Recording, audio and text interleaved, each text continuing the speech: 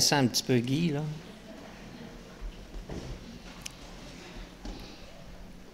Est-ce que je me trompe, Guy? Est-ce que je me trompe que tu as hâte de nous parler? Oui, j'ai très hâte. Salut, mon frère. Bon matin à vous tous. Je suis vraiment content d'être avec vous ce matin. Et quand je le dis, c'est parce que je le pense. Je pensais que c'était la première fois que je vous visitais un dimanche matin, mais non, je vous ai déjà visité il y a plusieurs années. Je me souviens pas ce que j'avais dit. Alors, si je dis la même chose, bien, vous me pardonnerez, s'il vous plaît.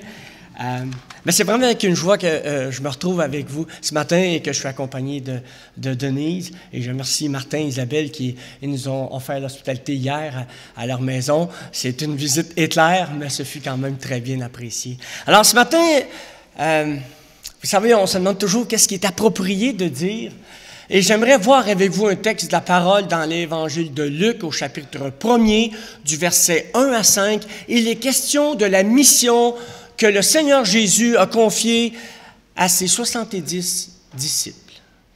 Et je pense que cette histoire-là, ce récit biblique, peut être une très, très grande source d'inspiration pour vous et moi.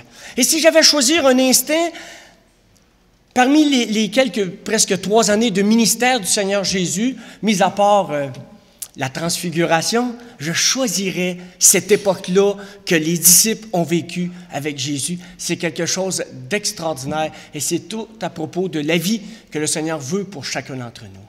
Et on va lire ça ensemble, s'il vous plaît. Et ensuite, on va prier. J'en ai grandement besoin. Et vous aussi, pour m'entendre et m'endurer pendant tout ce temps. Mais le Seigneur est bon et grand. On va lire le passage dans l'Évangile de Luc au chapitre 10 et pour ceux qui n'ont pas le Bible, on va le voir à l'écran. Alors il est dit, après cela, le Seigneur désigna encore 70 autres disciples. Il les envoya 2 à 2 devant lui dans toutes les villes et dans tous les lieux où lui-même devait aller. Il leur dit, la moisson est grande. Il y a peu d'ouvriers. Priez donc le maître de la moisson d'envoyer des ouvriers dans sa moisson. Partez. Voici, je vous envoie comme des agneaux au milieu des loups. Ne portez ni bourse, ni sac, ni souliers. Ne saluez personne en chemin. Dans quelque maison que vous entriez, dites d'abord que la paix soit sur cette maison. Et s'il se trouve là un enfant de paix, votre paix reposera sur lui. Sinon, elle reviendra à vous. Demeurez dans cette maison-là, mangeant et buvant ce qu'on vous donnera, car l'ouvrier mérite son salaire. N'allez pas de maison en maison, dans quelque ville que vous entriez, et où l'on vous recevra, mangez ce qui vous sera présenté. Guérissez les malades s'ils s'y trouvent, et dites-leur, le royaume de Dieu s'est approché de vous. Mais dans quelque ville que vous entriez et que l'on ne vous recevra pas, allez dans ces rues et dites, et là je vais sauter les versets, je m'excuse, je vais aller au verset 16.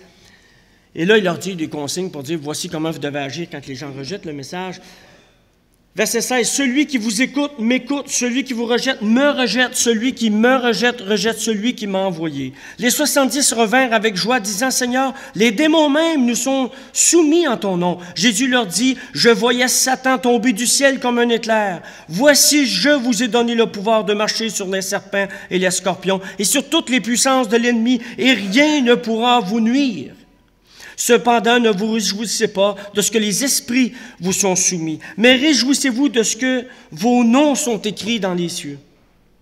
En ce moment même, Jésus tressaillit de joie par le Saint-Esprit, et il dit, « Je te loue, Père, Seigneur du ciel et de la terre, de ce que tu as caché ces choses aux sages et aux intelligents, et de ce que tu les as révélées aux enfants. Oui, Père, je te loue de ce que tu l'as voulu ainsi. Toutes choses m'ont été données par mon Père, et personne ne connaît qui est le Fils, si ce n'est le Père, ni qui est le Père, si ce n'est le Fils, et celui à qui le Fils veut le révéler. » Et se tournant vers les disciples, il leur dit en particulier, « Heureux les yeux qui voient ce que vous voyez. Car je vous dis que beaucoup de prophètes et de rois ont désiré voir ce que vous voyez et ne l'ont pas vu, entendre ce que vous entendez et ne l'ont pas entendu. » Prions. Seigneur Dieu, Père Céleste, tu places ce matin, dans cette circonstance particulière dans nos vies, ce texte. Et Seigneur, c'est avec confiance qu'on a lu ce texte-là parce que tu nous dis dans ta parole que ta parole ne retourne pas à toi sans avoir fait son effet. Et Seigneur, on veut croire que ce matin, que tu as quelque chose à nous dire d'une façon personnelle. Seigneur, ouvre nos cœurs, ouvre nos oreilles. Donne-nous d'être concentrés sur ce message que tu as pour chacun d'entre nous ce matin. Et qu'il en soit ici, Seigneur Jésus, pour ta plus grande gloire. Amen. Je ne sais pas vous si vous offrez une chaudière d'eau au prédicateur, quelque chose, un verre d'eau. Non seulement je veux que vous ayez une récompense, mais j'aimerais pas manquer de fioul pendant le message. Ce matin, j'aimerais donc parler de ce passage, parler de cet événement-là. Et pour nous, les croyants, c'est un message qui devrait nous inspirer, qui devrait nous motiver à partir et aller et de faire de toutes les nations des disciples. Ça devrait être une source incroyable de motivation, mais non seulement une source de motivation, mais une indication spéciale de la part du Seigneur Jésus, ses directives pour ses disciples d'aller dans la moisson. Et si toutefois vous n'êtes pas un disciple du Seigneur Jésus, que vous n'êtes pas un croyant, ce matin vous allez voir l'envers du décor. Vous allez voir ce qui nous motive, vous allez voir ce qui nous pousse à aller partager ce message de l'Évangile-là.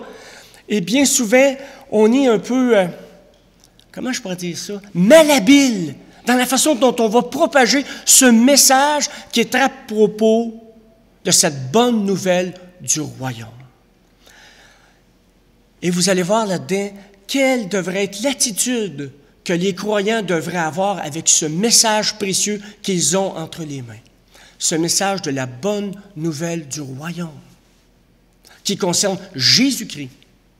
Jésus-Christ qui est venu pour régler le problème que personne d'entre nous n'est en mesure de régler, c'est-à-dire le problème du péché. Et que c'est tout à propos, cette bonne nouvelle-là, de l'intervention de Jésus à la croix, qui a fait en sorte qu'on puisse être, réconcilié avec Dieu. Alors, on va regarder un peu certains points. Je vais essayer juste de faire...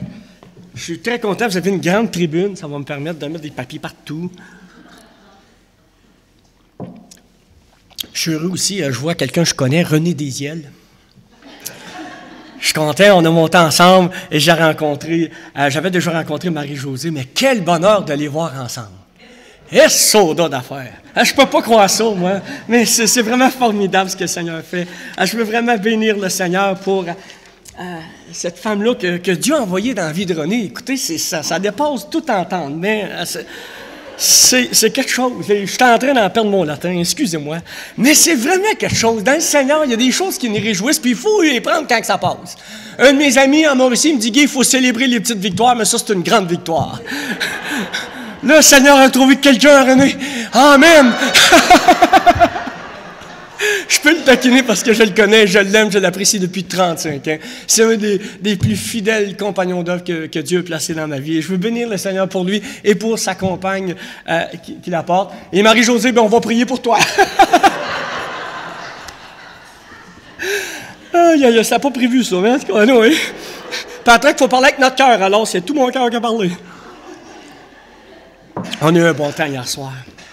J'aimerais souligner 10 vérités importantes. Je n'aurai pas le temps de tous les voir ce matin, mais j'aimerais rappeler ces 10 grandes vérités que nous présente cette portion de l'Écriture. Et ces vérités, puisque j'ai une petite difficulté oculaire, je vais regarder là. Le premier point, au verset 2, on voit que nous sommes envoyés par le Maître dans sa moisson. Ce n'est pas notre business, c'est sa business, si vous me permettez de prendre un terme populaire. Le deuxième point qu'on voit dans ce texte-là, c'est que bien souvent, on va être confronté à un environnement hostile. Je vous envoie comme des brebis au milieu des loups. Fait que si on trouve ça difficile d'aller vers les gens et propager le message de l'Évangile, le Seigneur Jésus nous a avertis. Et nous, on arrive avec l'Évangile, puis les gens nous rejettent, puis on est tous surpris. Mais sans de voir Jésus, c'est parce que vous l'avez pas mal dit, hein, tu sais.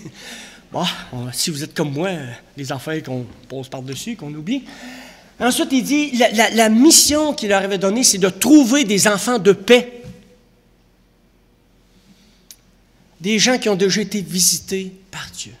Et un de mes amis en Mauricie, j'ai des amis, croyez-le ou non, c'est la grâce de Dieu. Lui, il visite les gens le samedi matin, il cogne aux portes, puis il dit « Bonjour, monsieur, madame, je suis quelqu'un qui cherche Dieu. Est-ce que vous cherchez Dieu? Oui, j'ai une Bible pour vous. Vous cherchez pas Dieu, c'est correct. Pas c'est correct, c'est bonne journée. » Il s'en va, puis il s'en va voir quelqu'un qui cherche Dieu, parce qu'il va atteindre les enfants de paix, ceux que le Seigneur a déjà visités. Wow! C'est quelque chose, ça. Puis dans le fond, quand les gens nous disent non, le Seigneur nous a dit que c'est pas nous qui rejettent, mais que c'est lui-même. Puis dans le fond, quand ils nous disent non, dans le fond, ils nous font sauver du temps pour aller voir quelqu'un qui est intéressé. Seulement, il faut le voir. J'essaie d'être positif dans la vie. Puis ça marche. Et ensuite, c'est à propos, pas de nous, mais du royaume de Dieu.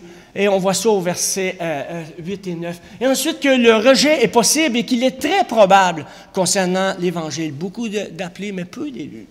Et ensuite, il nous dit que à travers cette visite qu'on fait dans la moisson, qu'il y a une joie particulière de voir l'intervention de Dieu dans le cœur des gens et dans notre propre cœur. Ça, c'est vraiment fantastique. Je vous dis, j'aurais aimé être là et de vivre cette joie-là qu'ils ont vécue. Et j'ai eu l'occasion de vivre cette joie-là dans ma vie. Et certainement, si vous êtes un disciple du Seigneur, vous avez eu cette joie de partager le merveilleux message de l'Évangile. Et il me semble qu'un soir, on dort plus en paix. On dort mieux. On a l'impression qu'on a réalisé le but pour lequel Dieu nous a gardés sur terre. Et sodo, j'aime ça quand on est intentionnel. Et qu'on réalise pleinement le plan de Dieu pour chacun d'entre nous. Et ensuite, cette puissance de l'Esprit Saint en nous, qui fait en sorte que quelquefois, on parle aux gens et on a l'impression que c'est quelqu'un en arrière qui parle. Ça, c'est un bon signe. Puis les gens le voient, puis on est aussi étonnés qu'eux autres. Comment c'est merveilleux. On a besoin, frère et sœurs, de se rappeler de ces bons moments-là pour d'être énergisés, pour d'être encouragés, d'aller à nouveau dans la moisson. D'aller rejoindre les gens avec le message de l'Évangile, avec cette bonne nouvelle du royaume de Dieu.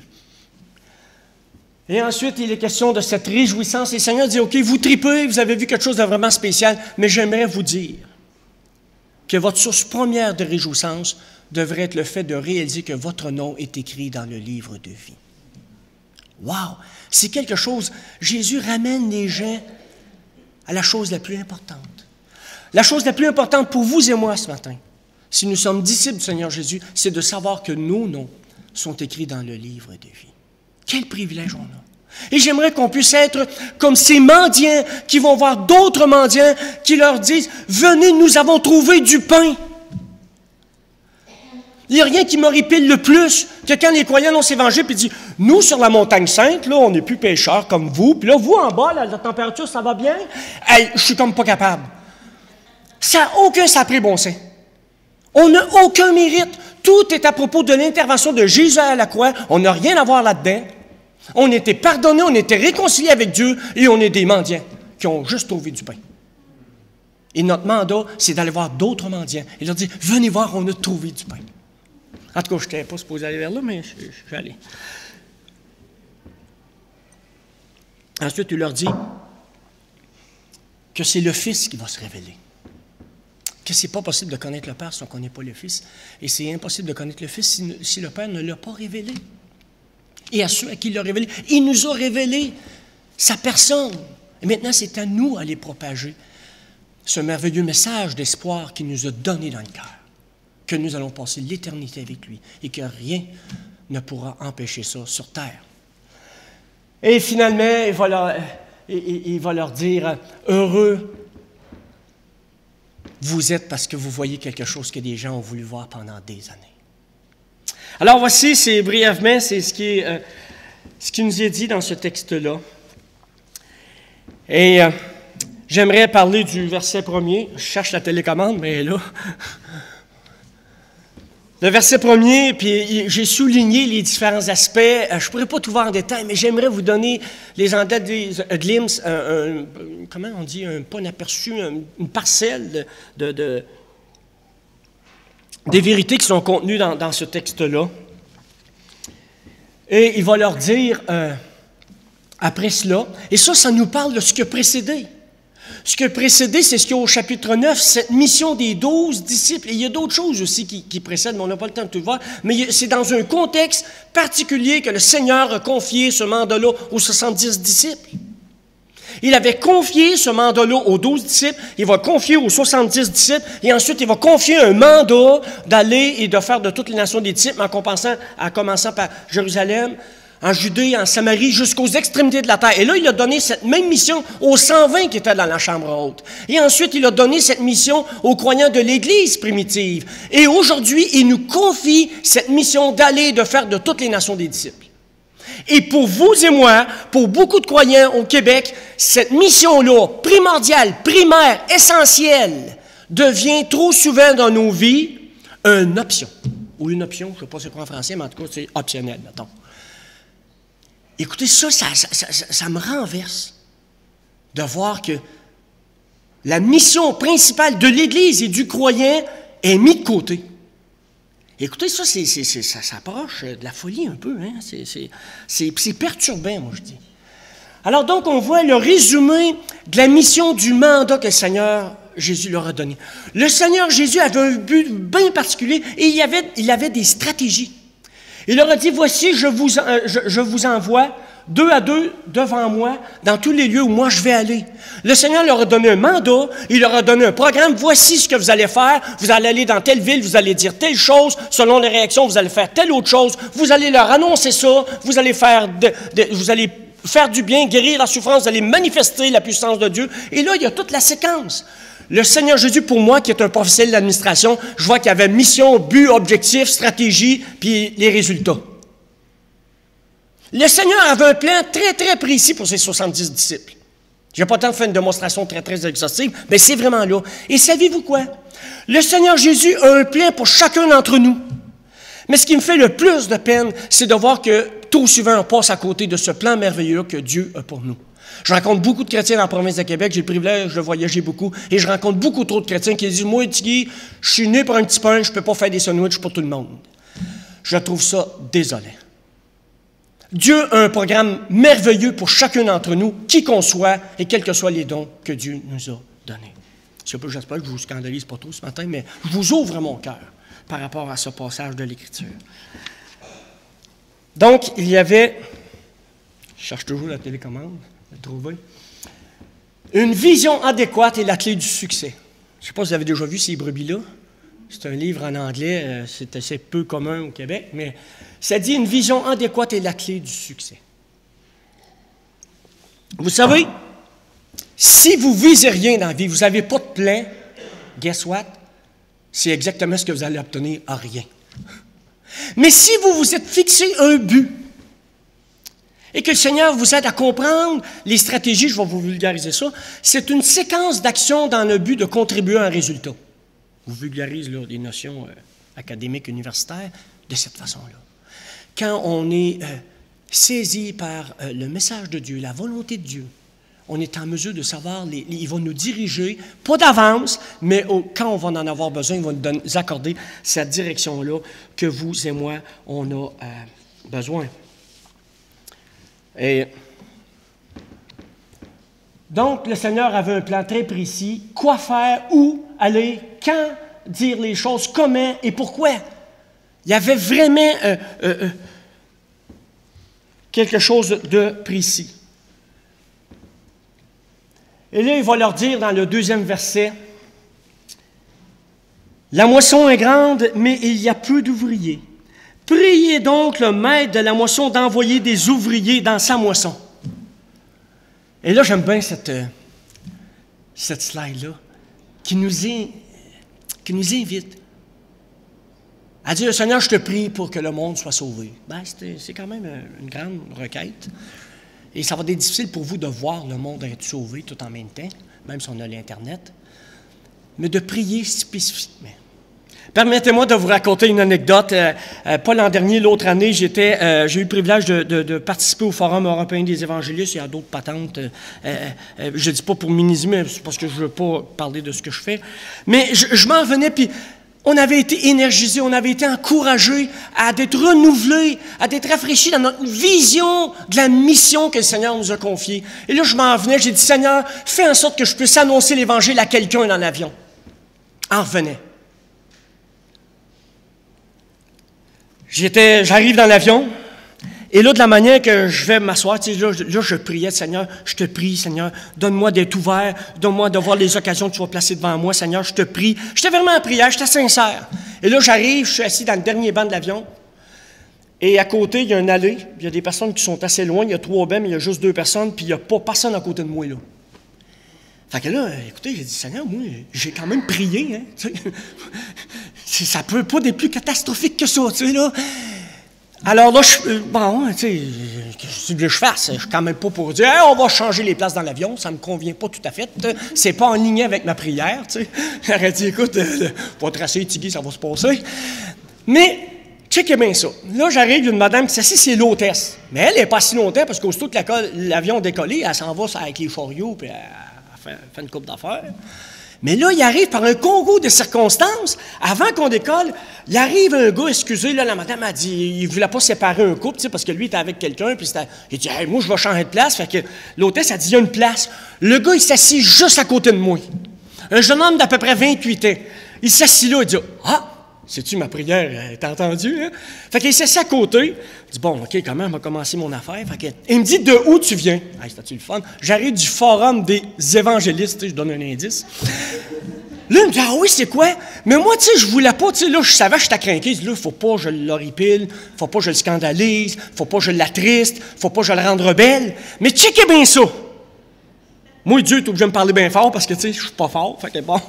Mais là, il dit, il s'assied à côté, il dit, Évangile, ah ouais, parle-moi-en. Fait que j'en parle 5-10 minutes, tu sais, je parle, Forum des évangélistes, nous, on est préoccupés par le message de l'Évangile, puis j'y parle de l'Évangile, j'annonce l'Évangile. Puis là, il dit, sais-tu quoi? Il dit, je veux que tu continues à m'en parler, j'aime bien ça. Là, je continue à peu près 20 minutes, puis moi, j'étais un verbomoteur, tu sais, ça dure 6 heures, ça peut être longtemps. 3 fois, il me dit, je te le dis, là, ça pas assez, j'aime ça, continue à m'en parler. Là, écoute, c'est pas une porte que Dieu m'a ouverte, c'est une porte de hangar de Air Canada, d'un Boeing.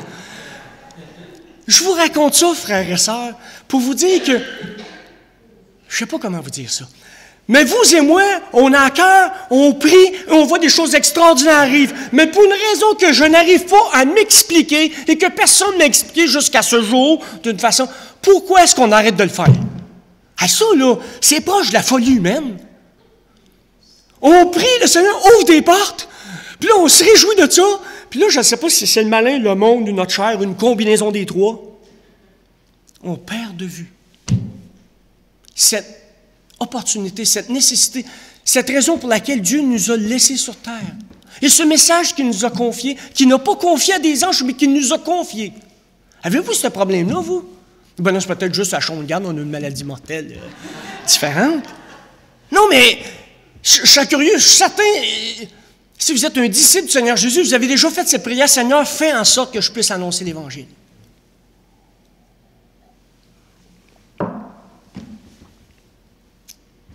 Priez. Ah, j'ai un autre slide. Priez donc le Maître. Et là, j'aime beaucoup cette prière-là, tripartite. OK, on va le dire de même. La prière que Dieu ouvre des portes, que Dieu ouvre nos bouches et que les cœurs des gens à qui on propage ce message de l'Évangile soient ouverts. J'appelle ça la prière de l'ouverture. Et tournez avec moi dans Colossiens au chapitre 4. Oui, on va lire ça, il faut lire ça absolument. Ça devrait être notre prière quotidienne. Je l'avais appris par cœur, puis à cause de ma maladie chronique, je l'ai un petit peu oublié. Bon, alors, c'est pour ça qu'on est en communauté, hein? C'est pour s'exhorter les uns les autres, se rappeler ce mandat que le Seigneur nous a donné. Ça va jusqu'à présent? Je sais, des fois, je peux parler vite, fait que si c'est trop vite, vous donnez un coup sur le chaud, puis je vais essayer de baisser, OK? Vous levez la main et dites, écoute, Guy, parle-nous en français, s'il vous plaît. Je suis allé en Europe dernièrement, puis je devais parler lentement et bien articulé, et j'avais l'impression que c'était quelqu'un d'autre qui parlait à ma place. Il y a eu comme un œuvre miraculeuse, ils ont compris mon message. Gloire à Dieu. Je parle pas français, j'ai 2 langues secondes, le français et l'anglais. Je suis comme Jean Chrétien. C'est le petit gars de Shawinigan, moi je suis l'autre petit gars de Shawinigan. Que Dieu puisse aider les gens de mon Église. Moi, je suis juste là un matin, Marie-Lou, une couple de matins par année. C'est traumatisant un petit peu, ça décoiffe. Donc, Colossiens chapitre 4, verset 2. Je ne l'ai pas mis, je pense, là-dedans, non? Mais c'est correct, on va lire ça. Persévérez dans la prière, veillez-y avec action de grâce, priez en même temps pour nous, afin que Dieu nous ouvre une porte pour la parole, en sorte que je puisse annoncer le mystère de Christ, pour lequel je suis dans les chaînes. Bien là, on va juste faire une adaptation culturelle, et le faire connaître comme je dois en parler. Conduisez-vous avec sagesse envers ceux du dehors, et rachetez le temps. Que votre parole soit toujours accompagnée de grâce, assaisonnée de sel, afin que vous sachiez comment il faut répondre à chacun. Un autre passage nous dit, soyez prêts à répondre à quiconque vous demande de rendre compte de l'espérance qui est en vous. Et ce qui me fascine, mais pas dans le bon sens, ce qui m'étonne, je devrais dire, c'est le fait que, comme croyant, après plusieurs années d'être venu à l'Église, c'est difficile pour les gens d'articuler le message de l'Évangile. J'ai demandé dans le cadre d'académie à ceux qui étaient là avec nous dans l'académie, tous ensemble, d'essayer de raconter notre témoignage en peu de mots, en 450 mots. Et ensuite, j'ai lancé le défi de 50 mots. Bon, il y a des gens qui m'ont dit que j'étais un peu fou, mais de raconter succinctement. Parce qu'on n'a pas toujours le temps de donner notre témoignage dans un déjeuner d'espoir et d'avoir 45 minutes, mais d'être capable de répondre d'une façon succincte, cohérente et rigoureuse de l'espérance qui est en nous. On est allé plus loin, j'ai demandé aux gens de définir clairement le message de l'Évangile en 50 mots. Bon, on peut prendre Corinthiens 15, ça fait un job, mais de le dire dans nos mots, de le vulgariser. Combien de gens ont de la difficulté à propager le message de l'Évangile? Mais il me semble que c'est la tâche que le Seigneur nous a donnée, puis un des obstacles qu'on a à l'évangélisation, non seulement c'est la peur de se tromper, la peur d'avoir honte, et c'est aussi le manque de préparation. C'est le mandat, c'est notre tâche, on a été, je pourrais dire, engagés pour une job et on ne se prépare pas. Et dans cette préparation que le Seigneur m'a donnée d'avoir à cœur, j'ai pris une définition que j'ai vue de l'Évangile qui est très succincte, mais qui fait le job. C'est en 4 mots. Jésus-Christ est Seigneur. On a tout le message de l'Évangile là-dedans. Jésus, le Fils de Dieu, pleinement Dieu, manifesté pleinement homme. Christ, celui qui est venu pour être le Messie, d'accomplir ce qui devait être accompli sur la croix, une fois pour toutes, pour tous les péchés. Est Seigneur, c'est pas était, est, sera, est Seigneur. Seigneur Jésus, au temps d'Abraham, je suis. Et Seigneur, c'est le fait que son royaume, c'est à propos de son règne dans les cœurs et bientôt va venir pour régner sur tout le monde. Voilà une définition succincte de l'Évangile. Oui, c'est à propos de la mort, de la résurrection de Jésus, de son ascension. Mais il faut être prêt à répondre, frères et sœurs, à ceux qui nous demandent de rendre compte de l'espérance que nous avons en chacun d'entre nous. Et j'aimerais aussi suggérer les choses suivantes. Nous sommes envoyés par le Maître, nous sommes mandatés. Le Seigneur Jésus dit, comme le Père m'a envoyé, voici, je vous envoie. Nous sommes envoyés de Dieu. Et si on veut être des bons envoyés, je pense qu'on doit aller dans la moisson avec la bonne perspective, avec la perspective du Seigneur. Et de regarder les gens comme à travers ses yeux, pas dans un regard humain qui fait en sorte qu'on juge les gens, qu'on regarde à l'apparence et au comportement plutôt que de regarder au cœur, comme Dieu regarde. On a besoin de voir la moisson dans les yeux du Seigneur quand il dit « Priez le maître de la moisson d'envoyer des ouvriers dans la moisson. » Et vous savez, ceux à qui il a demandé de prier, c'est eux-mêmes qui l'ont envoyé. Je parlais avec mon frère ce matin, on avait un temps de communion fraternelle. Puis quand on prie, il faudrait toujours prendre pour hypothèse qu'on peut faire partie de la solution. Puis c'est sûr, bon, tu sais, s'il y a des besoins, mettons, à Haïti, tu veux faire partie de toute la solution, tu vas manquer de cash, tu vas manquer de ressources à quelque part. Mais quand on prie, on devrait dire, Seigneur, est-ce qu'il y a quelque chose pour moi là-dedans? Il y a un passage d'Écriture qui dit, si tu vois quelqu'un qui a faim, qui a soif, qui a fret, qui a dit, fais-toi-en pas, confie-toi, Seigneur, puis tu as quelque chose pour l'aider, tu n'es vraiment pas gentil. On va dire ça de même pour être poli un matin. Mais prier, c'est de sentir qu'on peut faire partie de la solution. Et on a besoin, frères et sœurs, de prier d'une façon différente. Au lieu d'avoir notre liste d'épicerie, là, tu sais, là, Seigneur, une job, un trouble, telle affaire, priez pour nous-mêmes. C'est fascinant de voir, Seigneur dit, priez pas. Tu sais, il voulait qu'il prie pour la moisson, mais il était préoccupé par eux. Priez le maître d'envoyer des ouvriers dans sa moisson. Sa préoccupation, c'était concernant les ouvriers. Et je crois que c'est encore sa préoccupation aujourd'hui, que vous et moi, qu'on puisse devenir des ouvriers dans sa moisson. Et pas juste à temps partiel, mais vraiment d'une façon permanente, consistante et fréquente. Ensuite, avec le bon état d'esprit. Le bon état d'esprit, je peux vous l'illustrer avec ceci. C'est cute, hein?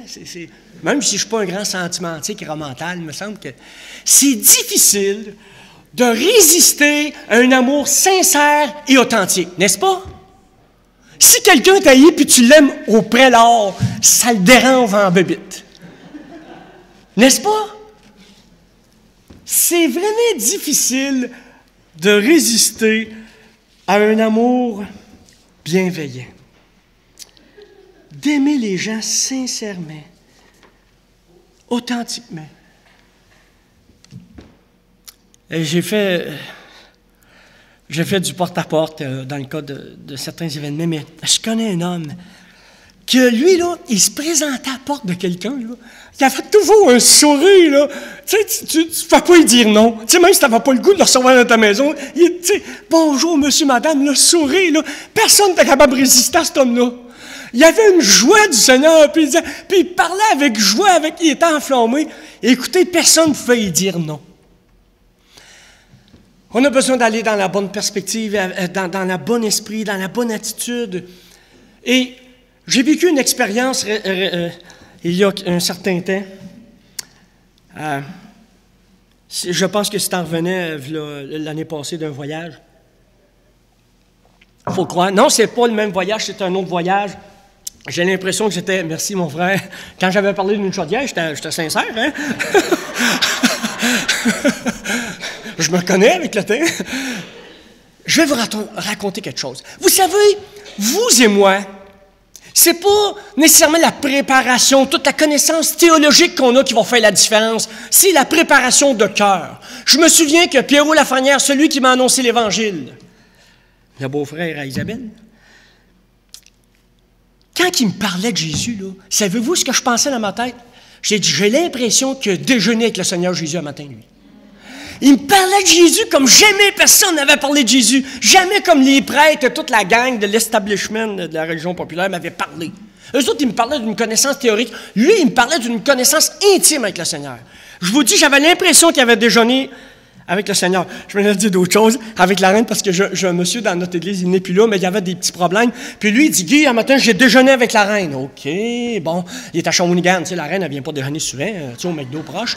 Mais je vais vous dire ça, mais lui, je sentais qu'il avait déjeuné, pas avec la reine, mais avec le roi des rois. C'était différent. Et je me souviens, j'arrivais d'une conférence en Ontario, puis j'avais vraiment, honnêtement, je vous prie de me croire, j'avais été visité d'une façon spéciale par le Seigneur. J'avais entendu un homme de Dieu qui parlait en avant. J'avais l'impression que non seulement il avait déjeuné, mais il avait dîné, il avait soupé, puis Jésus restait chez eux. Un homme qui manifestait une grâce, une miséricorde, une bienfaisance envers les gens. Il avait dédié sa vie à aider les nécessiteux, les sans-abri, les sans-voix. Ça m'avait vraiment heurté, comme une brique. Et là, je suis revenu et j'ai dit, Seigneur, OK, je veux que tu changes ma façon de voir les choses. Je veux que tu touches mon cœur. Merci. Pour ceux qui écoutent l'audio, là, je ne suis pas évanoui, c'est juste la chaudière qui est arrivée. Merci, mon frère. Imagine-toi, 2 verres d'eau, 2 récompenses, puis ça, je ne sais pas c'est quoi le bonus que ça leur donne, mais... Il va y avoir des matériaux dans ta demeure là-bas, on va aller faire un tour chez vous. Je reviens à ce que je voulais vous dire. Je reviens, puis je vous prie de me croire, j'avais eu un temps avec le Seigneur, un rapprochement. Tu sais, des fois, on dit, Seigneur, on prie que tu sois avec nous. Moi, j'aimerais juste vous rappeler que il a promis qu'il serait avec nous tous les jours, jusqu'à la fin du monde. Fait que nous, on prie pour que le Seigneur dit, écoute, tu te souviens-tu de ce que je t'ai dit? Je suis là. C'est juste que je veux que tu prennes conscience que je suis là. OK, parfait. C'est demain qu'on devrait prier. Et là, j'arrive chez moi, il est 11h30 soir, et chez mon voisin, il y a une espèce de méga party. Et ils sont tous là, ils sont en cours. Puis là, mon voisin, il me voit, « Hey, Tiggy! » Fait que, bon, tu sais, je ne vais pas passer pour un sauvage, tu sais, je sors du char, fait que je m'en vais le voir. Fait que, eux autres, ils me demandent de où tu viens. Une conférence biblique, tu sais, une coupe, ils sont là, tu sais. Ben, il y avait une coupe à jeun, puis une coupe, bon, moins à jeun. Fait que là, je commence à lui dire, écoute, je suis allé à une conférence. Ah, moi, une affaire religieuse. Il dit, écoutez, c'était pas vraiment religieux. C'était vraiment quelque chose qui nous plaçait dans la présence du Seigneur et que je réalisais comment que le Seigneur nous aime. Puis là, je me mets à parler de l'Évangile. Mais là, vraiment, je vous dis, c'est quelqu'un d'autre qui parlait. Non seulement j'étais à Fairburg Lastley parce que j'avais un horaire de pas trop ordinaire, mais là, j'ai parlé de l'Évangile, mais avec mon cœur. Pendant 3 quarts d'heure de temps. Il y a une jeune femme qui était là, elle dit, attends un peu, arrête tout de suite. Elle va chercher son mari, lui, ça l'intéresse à moi. Je veux t'écouter ce que ce gars-là a nous dire. Puis là, lui, il écoutait une secousse, ça a dit, écoute, il est pas mal de Jesus freak, là, lui, là, tu sais. Les gens sont restés là pendant 3 quarts d'heure. Je me demande si c'est pas 1h15, mais tu sais, j'ai pas mon chronomètre. Mais vraiment, je parlais du Seigneur, puis c'était avec une joie, puis c'était avec un renouveau. Puis j'ai senti que j'ai parlé du Seigneur comme jamais j'avais parlé du Seigneur avant. Je vous prie de me croire, je voyais l'impact qu'il y avait parce que je n'étais pas dans la chose du jugement. Tu sais, je me souviens, il faisait un party parce que il y a une des dames qui faisait baptiser son enfant, un jeune enfant. Puis là, tu sais, j'aurais pu lui dire, ben écoute, non, j'ai dit, écoute, tu veux quelque chose, tu voudrais que ton enfant ait la foi. Mais toi, est-ce que tu as la foi? Est-ce que tu ne sens pas que Dieu voudrait quelque chose de plus de toi? Tu ne crois pas que Dieu voudrait augmenter en toi la foi? Des mots de même. J'ai parlé, mais tu sais que bien, je lui parle. Puis là, les gars, ils ont dit, laissez-la aller. Ça fait une semaine qu'il est parti, il n'a pas vu sa femme, il est rendu minuit. Car, let's go, tu sais, laissez-la aller. Non, je suis content d'être avec vous autres, tu sais, puis je jase avec eux autres, puis ils me posent des questions, puis je parle d'évangile, puis parler du Seigneur Jésus, là. Tu sais, c'est comme quand j'ai connu Denis, c'était ma nouvelle blonde, écoute, là. J'avais de mots juste pour elle. Je joue au hockey, les gars, ils ont dit, t'es où, Boubou? Je suis pas ici, c'est à la glace. Écoute, ils ont dit, t'es perturbé, mon homme. Ben oui, mais tu devrais voir ce qui m'arrive dans ma vie. Mais vous comprenez l'idée? Et là, je m'en vais chez nous, là. Ma femme est contente de me voir. Ça fait 1 heure que le char est dans le cours. Là, je défais mes bagages un peu. Une demi-heure plus tard, il est rendu à peu près 1h du matin, 1h15. Ça cogne à la porte. Il faudrait que tu reviennes. Tu sais, j'étais en boxeur, OK, bon, ouais, on serait bien. Je suis retourné. J'ai eu l'occasion encore de prêcher l'Évangile pendant une demi-heure. Hey, si ça avait été comme l'apôtre Paul, puis il avait été dans des maisons, il tombait en bas du 2e. Mais quelle joie pour moi, frères et sœurs, d'avoir partagé, pas ma religiosité, mais le Seigneur Jésus lui-même. On a besoin de présenter une personne. C'est Jésus qui est le chemin, la vérité et la vie. Et ce n'est pas la capacité intellectuelle qu'on va manifester, ce ne sont pas les arguments, mais c'est l'amour qui va gagner les personnes. J'avais un schéma, je ne sais pas si je l'ai mis dans mes notes, mais il est pas mal plus loin, qui fait en sorte que normalement, là,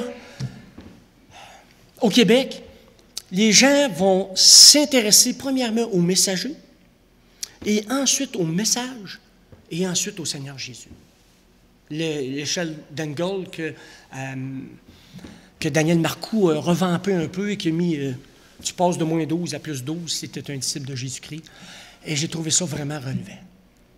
Vous et moi, on est le preview du royaume de Dieu pour ceux qui nous entourent. Tu sais, vous savez, des fois, il y a des films, puis il y a des bandes-annonces qui nous donnent le goût du film. Mais nous, quelle sorte de bande-annonce qu'on est pour Dieu? Un espèce de cauchemar, massacre à la tronçonneuse, tu sais. Non! Est-ce qu'on est un preview que les gens disent « Hey, c'est un ambassadeur, mais son pays, ça a l'air hot en bébite. Ça a l'air capoté. Hey, eux autres, ils s'aiment. » Je me souviens que ma belle-mère lui a dit « Eux autres, cette gang-là, ils s'entraident. » Il n'y a rien de plus beau comme compliment quand les gens me disent « Toi, tu as quelque chose que je n'ai pas ou que je ne vois pas dans les autres. » Puis il ne faut pas être enorgueilli de tout ça, mais il faut juste rendre gloire à Dieu et dire, il a vu quelque chose. Il a vu un peu le Seigneur Jésus à travers moi. Notre vœu pour aujourd'hui, pour toute la semaine, pour toute notre vie, c'est que Jésus soit manifesté, qu'on puisse manifester la bonté, l'amour, la compassion du Seigneur Jésus. C'est ça notre mandat. Vous savez, les disciples, là, il n'y avait pas des grandes études théologiques, mais ils connaissaient le Seigneur Jésus. Puis ils avaient fait une expérience avec Jésus. On a 2 éléments pour aller et faire de toutes les nations des disciples, d'aller dans la moisson, d'aller annoncer l'Évangile. On a besoin de connaître le Seigneur Jésus, d'avoir fait cette expérience personnelle avec lui, de transformation. Et vous savez ce qui est le plus délicat pour moi dans ma vie, et probablement pour vous, c'est le fait, il ne faut pas trop me promène pour ça, qu'on raconte notre témoignage, ce que Dieu a fait dans notre vie, comment on a été transformés. Puis là, si les gens posent la question, puis ça marche encore, transformation? Ben là, écoute, ça a donné un gros boom, là, mais là, ça fait boum, boum, boum. Comment est-ce qu'on est renouvelé dans notre témoignage? Puis savez-vous quoi? Quand on arrête de vivre des choses avec Dieu, on est très peu convaincu et on devient très peu convaincant. Moi, je pense que le meilleur témoignage qu'on devrait recevoir, c'est celui qu'on reçoit des autres. Je me souviens qu'au début, puis je vous dis, je ne sais pas si je peux dire ça, je languis après cette situation-là. Je désire retrouver ce premier amour que j'avais avec le Seigneur. Écoutez, j'ai été sauvé le 7 mai 1981 à 5h moins 5. J'ai été électrocuté par l'Esprit Saint. Au point où je suis arrivé chez nous, j'ai fait des choses, tu sais, je voulais vraiment faire la volonté de Dieu. Je me souviens, il y avait une fourchette et un couteau, Seigneur, c'est quel tu veux que je prenne en premier. Tu sais, je voulais vraiment obéir à Dieu en toutes choses. J'avais très peu, j'avais vu quelqu'un qui priait, Seigneur, je te dis merci pour la nourriture, je ne sais pas quoi dire d'autre, mais merci. Et je me souviens que j'ai aimé mon frère, ma soeur, ma mère d'une façon que je les avais jamais aimés comme ça avant. Tellement que mon frère et ma soeur, après quelques jours, ils ont dit, mais Guy s'est fait enlever par les extraterrestres, ils ont fait un lavage de cerveau puis ils l'ont ramené sur Terre. Hey, j'aimerais tout ça, moi, que tout le monde alentour de moi dise ça chaque jour. Tigui, l'extraterrestre. Non, mais vous comprenez? Et je me souviens, quand j'avais été là, mon voisin, il avait dit des bons mots me concernant. J'étais content de voir qu'il voyait un témoignage. Parce que je ne suis pas toujours un bon témoignage, vous comprenez? Puis je dois le dire, je ne sais pas si c'était prévu dans mon affaire, mais une des obstacles qu'on a, on va en parler un peu plus tard. Bien, j'espère. Là, il est 11h moins 5. Puis on finit à quelle heure? Midi et demi? Non. 11h? 11h10? OK, parfait. Moi, juste... OK, parfait. Alors, je cherche toujours la manette. Merci pour la technologie. Donc, ça, c'est ce que j'ai parlé, c'est que l'Évangile, c'est à propos du royaume de Dieu. Et donc, on est envoyé par le Maître dans sa moisson, et il nous demande de prier. Et ensuite, il dit, « Partez, voici je vous envoie comme des agneaux au milieu des loups. » Vous savez, nous, le mot « partir », on a bien de la misère avec ça. Si vous êtes comme moi, puis comme bien d'autres, bien souvent, on attend. On attend quoi? On ne sait pas quoi. On ne sait pas si c'est le métro ou l'autobus, mais on attend. Le Seigneur dit, « Je vous envoie. » Il ne dit pas, « Attendez qu'ils viennent vers vous. » Tu sais, partez, là, c'est un signal de départ, je l'annonce officiellement. D'aller vers les gens. Puis d'aller avec, comme je dis, dans la bonne perspective, avec la bonne attitude, avec le bon esprit, avec le bon message. Mais vous et moi, c'est notre... J'aimerais ça qu'on puisse s'entendre ce matin pour la semaine qui vient devant nous. Partez. Pas attendez quand vous allez filer pour. Je me souviens, les deux, on avait décidé, il y a quelques années, de mettre en priorité l'évangélisation. Vous savez, on avait une réunion des responsables, puis on parlait de l'évangélisation quand il restait du temps, puis quand on avait le goût. C'était très rare que les deux planètes étaient enlignées ensemble.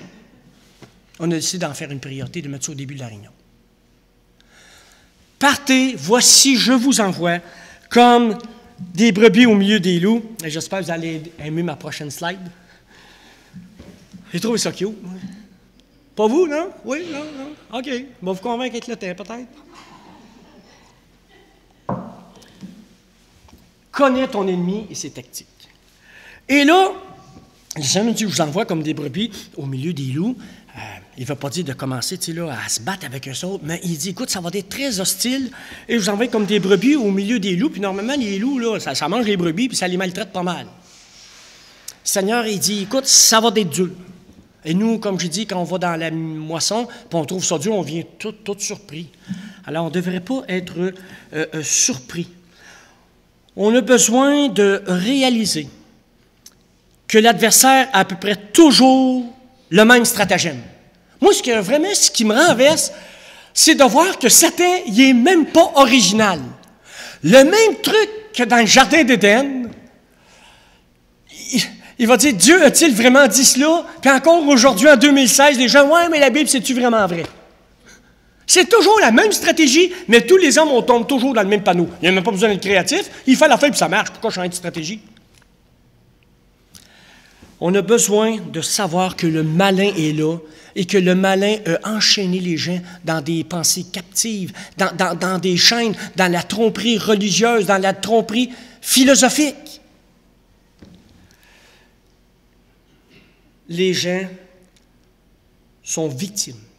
Et vous et moi, on a besoin d'aller avec un message d'espoir auprès de ces gens-là pour qu'ils puissent obtenir cette délivrance que seul le Seigneur Jésus peut donner.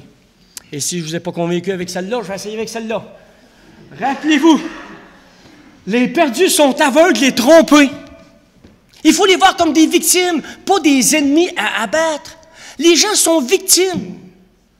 Et vous savez quoi? Les gens, quand ils nous posent des questions, j'aimerais juste que vous puissiez vous souvenir de ça ce matin. Quand les gens vous posent une question, dites-vous bien qu'il y a une question derrière la question. J'ai l'occasion d'être encore un peu impliqué dans le domaine des affaires. Et je me souviens, quand on est dans les salles de conférence, des fois on est 4, des fois on est 10, des fois on est 20.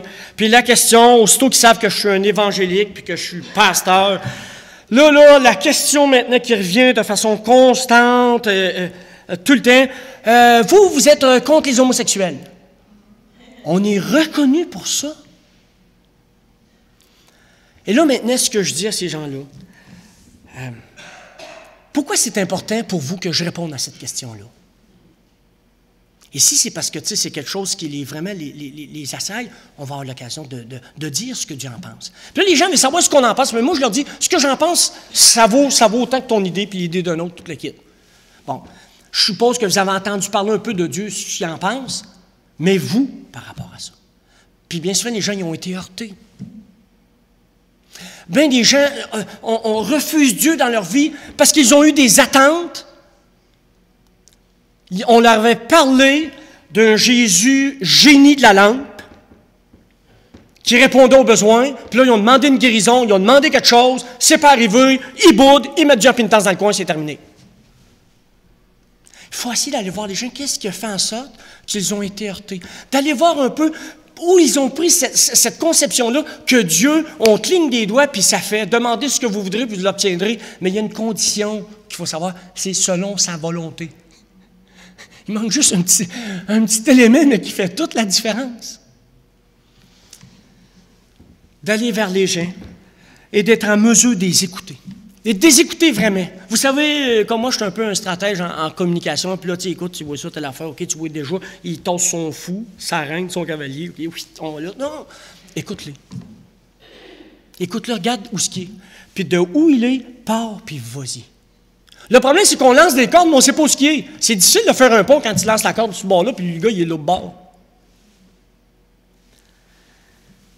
Et rappelez-vous, les gens ont été aveuglés et trompés. Et on est bien placé pour comprendre ça. On était aveugles. Et on voit maintenant parce que Jésus nous a donné la vue. On devrait s'en souvenir, au lieu d'être orgueilleux envers les gens. Et là, je vous ai mis l'échelle de mon ami Daniel Marcoux. Les gens qu'on rencontre, là, les brebis, puis perdus, puis je veux juste dire pour ceux qui écoutent, là, on prend ce terme-là parce que c'est le jargon biblique, mais de dire que c'est un drame de voir qu'à cause du péché, l'être humain est perdu, sans Dieu, sans espérance. La Bible dit, celui qui croit au Fils de la vie Celui qui ne croit pas au Fils n'a pas la vie, mais la colère de Dieu demeure sur lui. Et ça, c'est le langage de la Bible. Et je sais que ça heurte les gens, mais on ne le dit pas pour heurter les gens, on le dit pour avertir les gens de cette mauvaise nouvelle-là que nous sommes tous condamnés. Mais il y a cette bonne nouvelle, et c'est tout à propos de l'intervention de Jésus-Christ à la croix une fois pour toutes. Puis je comprends que les gens, ils se sentent un peu heurtés par ça. Puis je comprends qu'on ne veut pas les heurter, puis c'est correct, c'est un bon symbole d'amour, mais il faut leur dire toute la vérité. La vérité sans amour, c'est de la brutalité. L'amour sans la vérité, c'est de l'hypocrisie.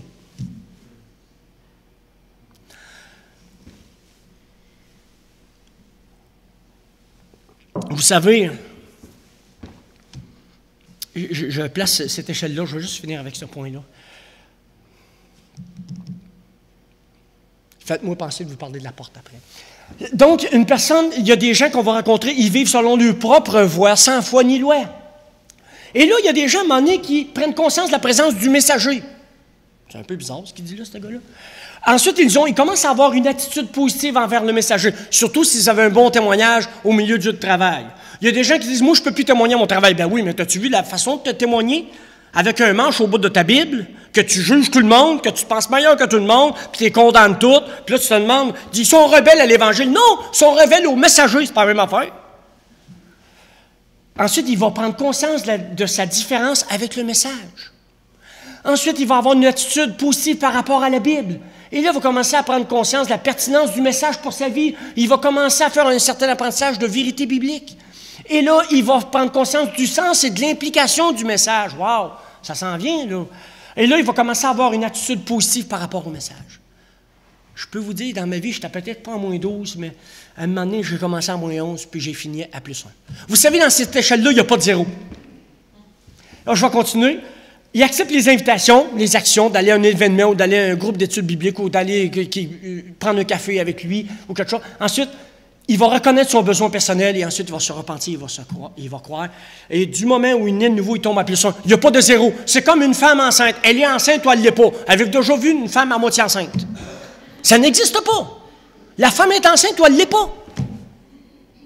C'est la même chose concernant la nouvelle naissance. Tu es né de nouveau ou tu ne l'es pas. Tu n'es pas à moitié né. Non. Et je vous emmène ma porte. Je vais vous parler de la porte. C'est mon ami Jeff Lorrain. Vous connaissez Jeff Lorrain? Il a déjà été turbulent dans son jeune temps. J'étais un peu comme lui. Mais j'ai de l'espoir. Jeff a vieilli. Va vieillir aussi. Il était un peu cinglant dans ses propos au début de son ministère.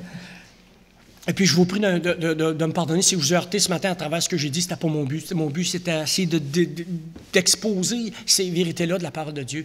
Et il y a ce phénomène-là qu'on voit au Québec. Oui, il y a des gens qui arrivent avec l'évangile de prospérité. Tu viens au Seigneur, il te guérit tout, tu as des lunettes, tu n'as plus besoin de lunettes, jette tes béquilles. Tu sais. C'est tough. Il y a du monde, là, écoute, ils sont heurtés par ça. Ils disent, écoute, moi j'ai cru, là, je pensais que ça marchait, mais la sauce n'a pas pogné pour moi. T'as moins un problème. Et là aussi, puis l'évangile de la prospérité. Puis on dit, viens Jésus, tes problèmes, on doit tout régler. Mais il dit, parce que moi, je te regarde dans ta vie, je vous regarde tous, vous avez encore des problèmes. Hein? Ça doit être l'évangile, ça n'a pas pogné fort sur vous autres. Et là, ça discrédite le message. Parce que l'Évangile, c'est pas à propos de la prospérité. Oui, certainement, le Seigneur peut nous bénir pour au-delà de ce qu'on peut penser et imaginer. Mais c'est à propos d'une marche avec lui, dans les bons et les mauvais jours, dans les périodes faciles, dans les périodes difficiles. Et au Québec, parce que les gens, écoutez, notre Québec a changé, et il faut s'adapter. Et pour nous, les chrétiens évangéliques, c'est notre plus grande difficulté. On n'a pas su s'adapter au cours des 40 dernières années. Il y a 40 ans, on parlait du message de l'Évangile. Les gens savaient que Dieu existait, qu'il y avait le Père, le Fils, le Saint-Esprit. Ils savaient que Jésus était mort. Ils savaient que Jésus était ressuscité. Ils savaient qu'il était pécheur. Ils savaient qu'il y avait la condamnation de Dieu. Ils savaient qu'il y avait le ciel. Et tout ce qu'on avait à faire dans les années 60, 70, 80, c'était de dire, ce Dieu-là que tu connais veut être ton sauveur personnel. Ton salut ne sera pas à travers la religion commune, mais va être en vertu de l'expérience que tu vas faire avec Jésus-Christ, en vertu de la croix, que tu vas devenir réconcilié avec Dieu. Et là, les gens avaient la crainte de Dieu, ils disaient, moi, je veux ça. Bingo! Aujourd'hui, on annonce l'Évangile, et surtout dans les camps d'été, j'aimerais vous parler de Jésus. Jésus, c'est quoi son nom de famille? Ah, OK. La Bible, c'est quoi ça? Hey, tu sais, on part, là, à moins 12, je pense qu'ils vont faire augmenter l'échelle, là. à moins 15. Mais c'est comme si on n'a pas su en tant que croyant, et comme Église, et ça c'est ma plus grande difficulté en tant que responsable d'Église, on n'a pas su équiper le peuple de Dieu à trouver, pas à changer le message, on ne devrait jamais changer le message de la parole de Dieu, mais aller rejoindre les gens là où ils sont sur leur terrain. Et là, parce que c'était difficile au Québec, on a vu tout un réveil dans les années 70, 80, puis 90, ce fut formidable. Et là, on veut ça, fait que là, on s'est dit, bon, OK, ça a tout l'air qu'ils ne veulent pas du message, fait que là, la tendance qu'on peut faire ou qu'on est tenté de faire, c'est de dire, écoute, là, on va essayer de mettre ça soft. Tu sais, l'enfer, ça fait peur au monde, fait qu'on va laisser ça low profile. Fait que là, on dit, écoute, là, Jésus frappe à ta porte. Là, imagine-toi qu'il est dehors, qu'il fait frette puis qu'il mouille. Donne-lui une chance. Laisse-lui rentrer dans ton cœur. Donne-lui une petite chance. Sois pas cheap avec lui. Puis là, c'est comme si on demande au monde de faire une faveur à Jésus. L'Évangile, c'est Jésus qui nous fait une faveur. Puis c'est fou. Accepte Jésus dans ton cœur, il cogne. C'est vrai que le Seigneur Jésus se présente aux gens. Mais il faut qu'ils acceptent tout l'Évangile. Il faut qu'ils comprennent qu'ils sont perdus. Sinon, ils sont sauvés de quoi s'ils ne sont pas perdus? Puis c'est à nous, avec amour, avec gentillesse, de dire, écoute, là, prends-les pas personnels, mais t'es perdu. Puis c'est pas juste toi, c'est tous ceux qui sont séparés de Dieu. Mais voici la bonne nouvelle, c'est que Jésus est venu pour régler ça une fois pour toutes à la croix. Je ne sais pas si vous comprenez. Là, on essaie de dire aux gens qu'on va essayer de faire... Non, si on essaie d'adoucir le message, on est en train de falsifier l'Évangile. Puis on est en train de faire des chrétiens vampires. Ils veulent juste le sang de Jésus, puis ils ne veulent rien savoir du corps. Vous savez, il y a cette tendance-là dans nos églises que les gens viennent au Seigneur et au lieu de dire, écoute, je vais être dévotionné au Seigneur, je veux faire sa volonté, c'est dire, écoute, moi j'ai des droits, là, ici, là, j'ai des règles, tu sais, puis, tu sais, c'est pas le Jésus, tu sais, il n'y a pas une soumission à Jésus comme il devrait y avoir. Parce qu'on leur a présenté un évangile bonbon. On ne leur a pas dit que non seulement quand ils vont faire la paix avec Dieu, qu'ils vont se repentir, qu'ils vont être sauvés, mais il y a une vie nouvelle qui commence, la vie éternelle. C'est pas quand le Seigneur va venir nous chercher ou quand on va être rendu au ciel. La vie éternelle, c'est déjà commencé.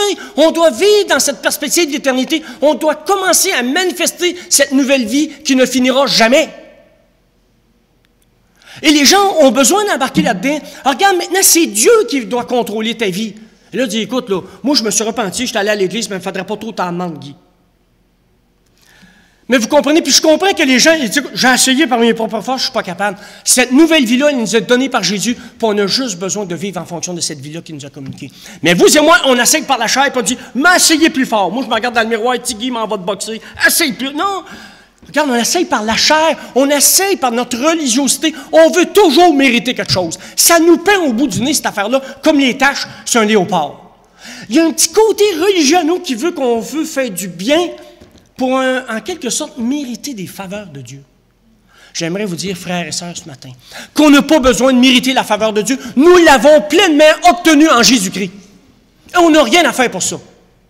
Maintenant, on doit manifester en reconnaissance de cet amour, de ce sacrifice qu'il a fait pour chacun d'entre nous. Et plus on va comprendre qu'on est pécheur, plus on va comprendre l'étendue de son sacrifice. Et le Seigneur a déjà dit à cette femme qui était très pécheresse, parce qu'elle a beaucoup péché, elle va beaucoup aimer. Je me souviens que quand j'ai été converti, il y a beaucoup de choses qui ont été changées, sauf ma folie de l'agenda. Mais je me souviens, j'avais dit au Seigneur, écoute, j'ai passé mon temps à vivre pour le diable, aller jusqu'à 19 ans. Jour et nuit. C'est pas vrai, je vais devenir pantouflard quand je vais être à Jésus-Christ. J'ai donné ma vie, j'ai dit, Seigneur, fais-en ce que tu veux. Et j'avais très peur quand j'ai dit ça. Ça m'a pris une journée avant de dire vraiment oui. J'étais pas fou, moi, là, j'étais pas malheureux. J'avais des amis plus que je pouvais en avoir, puis j'avais des parties, vous ne croirez même pas ça. Mais j'avais un vide en dedans. Puis ce vide-là, je le sais maintenant qu'il avait la forme de Dieu. J'avais besoin d'être réconcilié avec Dieu pour ma vie. Et là, je vais aller... C'est-tu vrai votre affaire à l'écart? C'est correct, je finis l'écart? Parce que là... c'est correct, là, je suis pas trop... Moi, je veux pas, tu sais, je me mets... OK. OK, mais tu sais, je veux pas replier les gens. Tu écoutes, là, ça se posait être 35 minutes, ça fait 40 minutes, tu sais, puis il me fait flageller. Je voudrais pas, tu sais, bon. OK, parfait. Y a-t-il une trappe? Vous ouvrez la trappe, je disparais. OK, je vais faire encore 2-3 points, puis après ça, je vais arrêter ça. Parce que plus j'en dis, plus j'ai des occasions de dire des choses, peut-être je vais regretter. Fait que bon, on va mettre ça court. Éliminer les éléments qui entravent l'efficacité. Le Seigneur va dire à ses disciples, non seulement prier, puis voici, je vous envoie, puis voici, ça va être tough, puis il dit, emmenez rien dans le chemin qui vont vous empêcher de faire le mandat que je vous ai donné. C'est ça que je comprends, moi, à travers ça. Je fais une application moderne. Ne portez ni bourse, ni sac, ni souliers, ne saluez personne en chemin. Bon, si on essaie de faire ça aujourd'hui, les gens ont un petit peu de misère à comprendre. Bon, OK. C'était dans un contexte particulier. Mais l'essence de ça, c'est que le Seigneur dit, regarde, pas besoin de bagages, pas besoin d'affaires, je vais pourvoir en toutes choses. C'est ça le message qu'on doit capter, frères et sœurs. Vous et moi, on se laisse ralentir. Puis au lieu de partir, on ne peut pas se partir parce qu'on a 22 manteaux sur le dos puis c'est pesant, on a de la misère à se lever de la chaise. Il y a des choses qui nous empêchent à courir et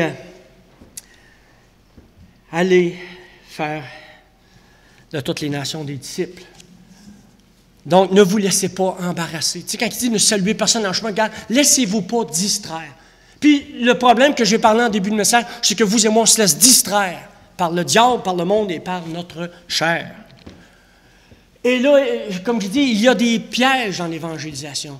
Et le pire de tous les pièges, je crois, c'est que on connaît les gens, on connaît les gens de notre famille, on leur a dit qu'on était un enfant de Dieu, et là, certainement, qui ont été déçus par certains de nos comportements, certaines de nos paroles, on a manqué de sagesse. Et là, maintenant, on a besoin de contourner ce piège-là d'évangélisation. Puis on se dit, bien, mon témoignage n'est peut-être pas assez bon, fait que je ne parlerai pas. Mais ça pourrait-tu être différent si on déciderait d'aller voir les personnes et dire, écoute, je t'ai déçu, je te demande pardon. Je n'ai pas bien agi, j'ai manqué d'amour. Comme chrétiens, on devrait être les premiers, ça devrait être toujours un automatisme dans notre vie d'aller demander pardon. Mais à cause de cette fichue d'orgueil, je vais rester poli, on a de la misère à aller demander pardon. Il nous semble que ça nous demande un effort gigantesque. Pourtant, comme enfants de Dieu, on nous a remis une dette de plusieurs milliards et quelqu'un nous doit 10 cents, on t'a le pognon à la gorge, puis tu vas payer jusqu'à la dernière scène. Je vous fais une application très succincte. Et comme je dis, les pièges, non seulement c'est le mauvais témoignage, mais le manque de préparation, le manque de prière.